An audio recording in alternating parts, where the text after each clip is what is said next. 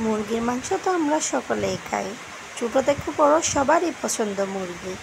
তো মুরগির আমরা হাড়সহ মুরগির মাংসগুলোই খেতে বেশি পছন্দ করি, সলিড মাংসগুলো আমরা তেমন পছন্দ করি না।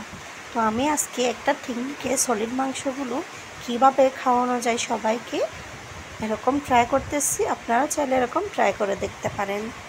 আমি বুকে যেই সলিড মাংসগুলো আছে ওগুলোকে ভালো করে কেটে দিয়ে একটি পাত্রে নিয়ে নিলাম। এখন আমি সব কিছু এখানে এক চামচ করে হলুদ গুঁড়া, মরিচ গুঁড়া, ধনে গুঁড়া আর লবণ দিয়ে দিলাম।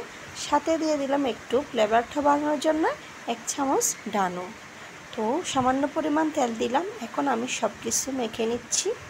মেখে সামান্য পরিমাণ পানি দিয়ে আমি সেদ্ধ করতে দিয়ে দেবো। আপনারাও এরকম বাসায় ট্রাই করবেন, দেখবেন নিমিষেই ভাত খাওয়া হয়ে যাচ্ছে এরকম মাংস দিয়ে।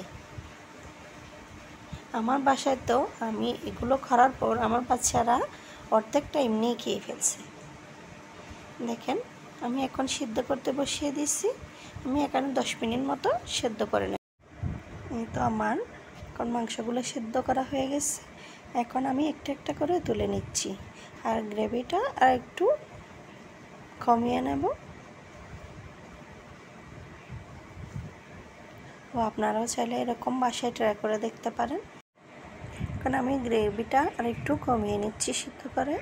এখন আমি মাংসগুলোকে এরকম ছোটো ছোটো করে টুকরো করে নিচ্ছি।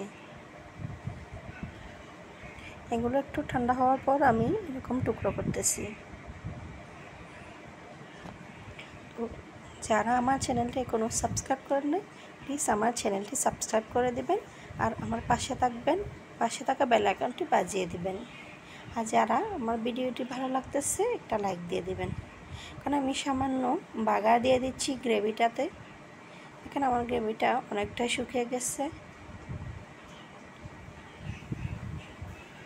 তো এখন আমি ফ্রাই প্যানে সামান্য পরিমাণ তেল দিয়ে দিলাম। এখন আমি যে মাংসগুলো ছোটো ছোটো টুকরো করে নিয়েছি ওগুলো দিয়ে দিলাম। ওদের সামান্য করে লবণ দিয়ে দিলাম। 10 মিনিট মতো আমি ভেজে নিয়েছি। দেখেন আমার মাংসগুলো ফ্রাই হয়ে গেছে, খুব মুচমুচাই হয়েছে। তো আপনারাও এরকম ট্রাই করে বাসায় বাচ্চাদের দেবেন, বাচ্চারা অনায়াসে খেয়ে নেবে। হাড়সহ মাংস আর খুঁজবে না এরকম মাংস পেলে। গ্রেভিটাও আমার মাশাআল্লাহ অনেক মজা হয়েছিল। তো আমার ভিডিওটা ভালো লাগলে লাইক দেবেন। আজকে এ পর্যন্ত, আল্লাহ হাফেজ।